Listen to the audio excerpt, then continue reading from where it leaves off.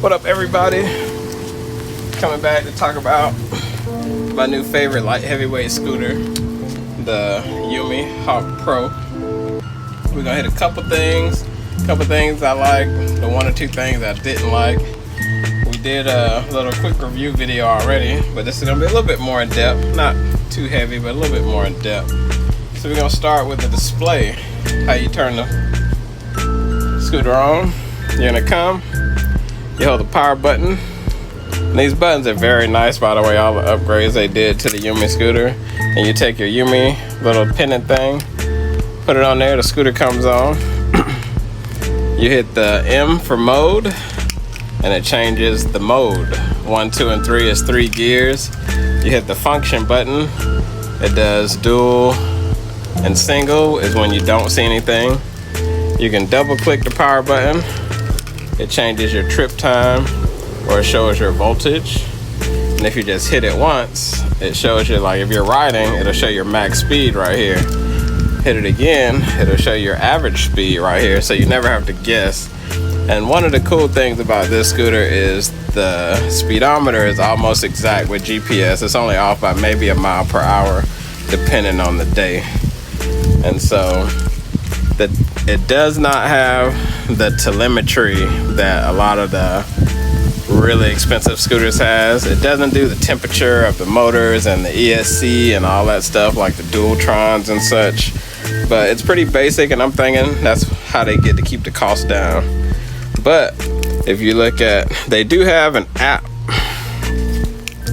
and I've already synced it. You'll see the Bluetooth come on up here, and it'll show you the battery percentage, it'll show you the trip and miles, and you can set the drive mode, single and dual, and the 3 modes. As you hit it, it'll change. So you can sit it up here and control your scooter, and then you can go to maps, and it'll show a little bit of the telemetry, but not in the depth that a lot of the really $4,000 scooters are. Like I said, this is a $1,900 scooter, so it doesn't have the in-depth telemetry like some of those scooters. But the app is a really cool touch.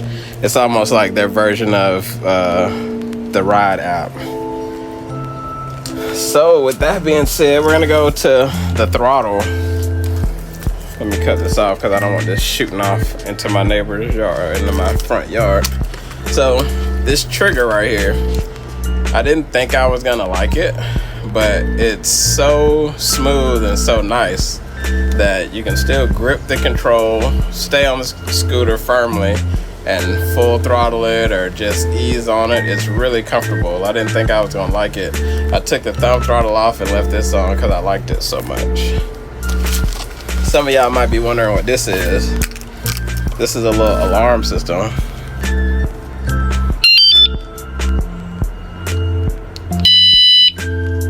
I think everybody should get one of those. I'm gonna have my Amazon store up in a little while, and I'll have links to all this stuff. But back to the scooter. So the lights. Somebody wanted me to show the lights. You got a remote that's gonna come and control all your lights. In my previous video, you'll see I had the lights running while I was talking, but I'm not gonna cut them on right now. It's pretty standard with all the YUME scooters. But miles per hour, so I'm 200 pounds. I've got the scooter up to like 48 miles per hour, and it's pretty accurate with the GPS. My son's 150 pounds. He can get well over 50 miles per hour. He can get like 52 miles an hour on here. So it's pretty powerful scooter. Like I said, it's 3,000 watt dual motor. So it's a pretty powerful system. The range, we did a range test, and we rode pretty hard. And I mean, sometimes we were cruising at 45, sometimes we were cruising at 40. And we did a 26-mile loop, got back home, checked the voltage, and the voltage was at 57. If you look at 60 volt, 57 is like 50% battery, but I don't know when the voltage cuts off on this. I think it cuts off at like 53, I'm not sure. But if you do know, put it in the comments, let me know when the voltage cuts off on these 60 volt scooters. But as far as the riding characteristics, the scooter is very, very nimble compared to a lot of the big boy scooters that are as powerful as this one. And with the Batmobile tires, when you're going fast, you can really lean and still have traction. My son was on my big scooter and he couldn't lean nearly as good as I was going around turns. So it was pretty fun riding this really fast.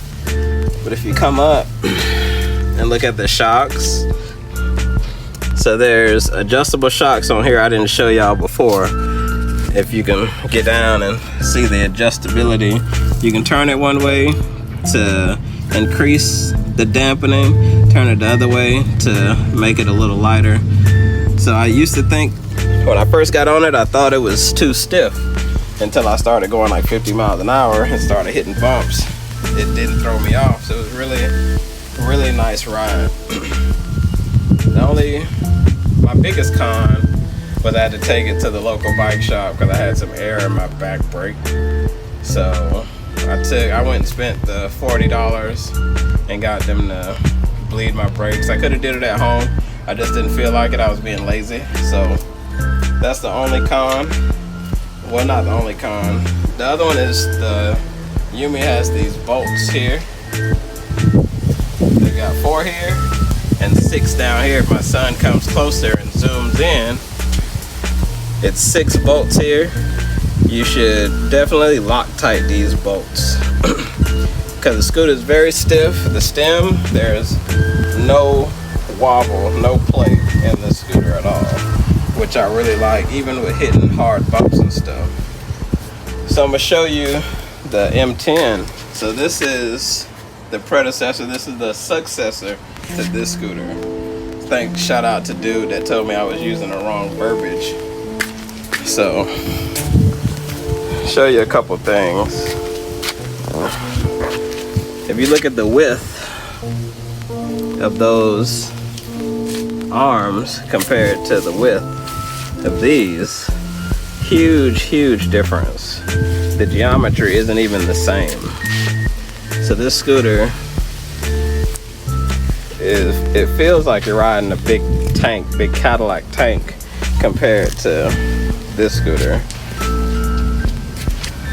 Another thing is this deck is 3 inches longer than this deck, and I'm sure you can see that. This one comes with like a 18 amp hour, I think. This comes with a 30 amp hour battery. Big difference. This has all the older controls. See how they left the light switch?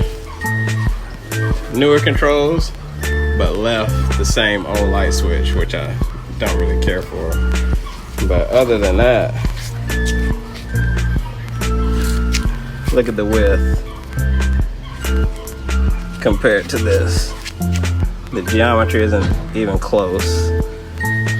And I'm gonna take a pause and I'm gonna bring up the Vsett.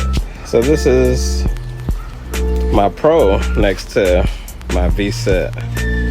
If you look at the size comparison, so the reason I'm showing both of these is because they're roughly about the same price. But for the money, you get a lot bigger scooter. If you can see here, you get dual 3,000 watt motors on the Hawk Pro. And I think the Vsett is dual 1400.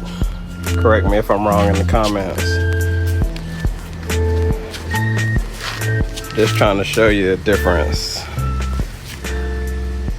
For the same price, you're getting a much beefier scooter.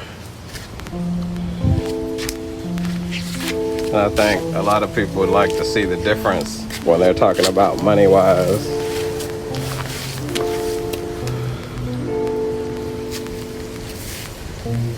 The Vsett will be a little bit nimble, a little bit more nimble, but you won't nearly have the power.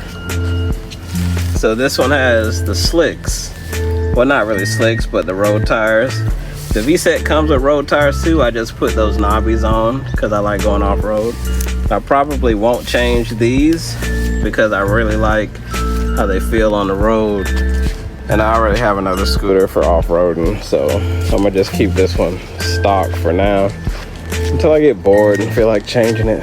But just to give you a size comparison of the Vsett and this scooter, the Hawk Pro, the new middleweight champ. What's up, everybody? So in conclusion, I really like the YUME Hawk Pro. I think it's important to note that the controllers and the motors are so smooth, so quiet. It's kind of like unbelievable. As powerful as a scooter is, how smooth it is. This is my oldest daughter just cruising at like 2-3 miles an hour, and she's not even used to scooters, and she's just chilling. So I think price comparison to the competition, I don't think there is any competition at the $1,900 price point. But hey, if you like it, I think you should get it. And if you want to get it, I got a code in the bottom. So hit me up, like, subscribe. Peace. Thanks for watching.